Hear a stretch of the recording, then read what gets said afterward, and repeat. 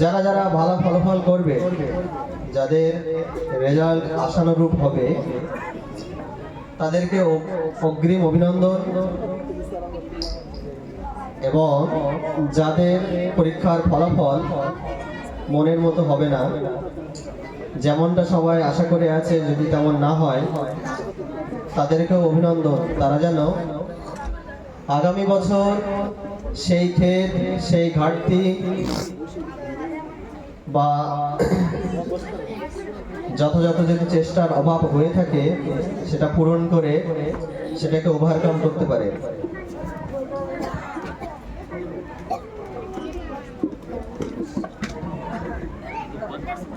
আমি ছাত্রছাত্রীদের উদ্দেশ্যে স্বল্প কয়েকটা কথা বলব, হাতে সময় যথেষ্ট কম। আমাদের এই প্রতিষ্ঠানটা মূলত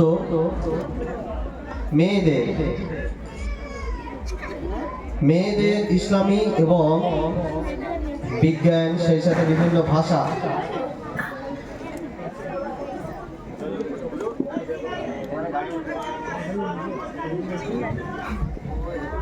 আচ্ছা থাক না, বুঝতে পেরেছি, ভ্যান উল্টে যায়, আপনি বলুন, আমি ঠিক করবেন। মেয়েদের ধর্মীয় শিক্ষা, বিজ্ঞান শিক্ষা, সেই সাথে ইংরেজি, বাংলা, উর্দু, আরবি ইত্যাদি ভাষা শিক্ষায় শিক্ষিত করে তোলার উদ্দেশ্যে আমাদের এই প্রতিষ্ঠান। শুধুমাত্র কোরআন এবং হাদিস এই দুটোর মধ্যে কিন্তু সীমাবদ্ধ না, তাদেরকে যথাযথ ইংরেজি এবং বিজ্ঞান ইত্যাদি বিষয়ে সমপরিমাণ তাদেরকে শিক্ষিত করে তোলার চেষ্টা করে চলা হচ্ছে। সেই সাথে সাথে আগামী দিনে, হয়তো আগামী বছরে হয়ে যেতে পারে, এই মেয়েদের জন্য তাদের কম্পিউটার প্রশিক্ষণ এর ব্যবস্থাও করা হবে।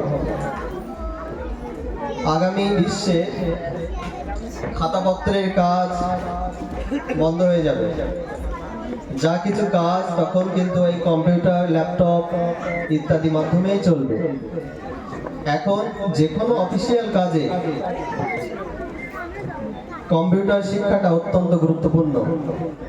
সেই চিন্তা ভাবনা করে তাদেরকে হয়তো আগামী বছরে সেই প্রশিক্ষণের ব্যবস্থা করা হবে।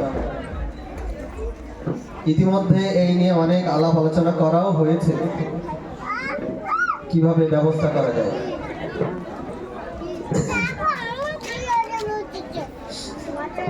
এই মেয়েরা আজকে ছুটিতে তারা মার্কশিট বা রেজাল্ট নিয়ে বাড়িতে যাবে। বাড়িতে যাওয়ার পর তারা হয়তো এখানে যে নিয়ম অনুযায়ী চলতো সকাল থেকে রাত্রে ঘুমানোর আগে পর্যন্ত,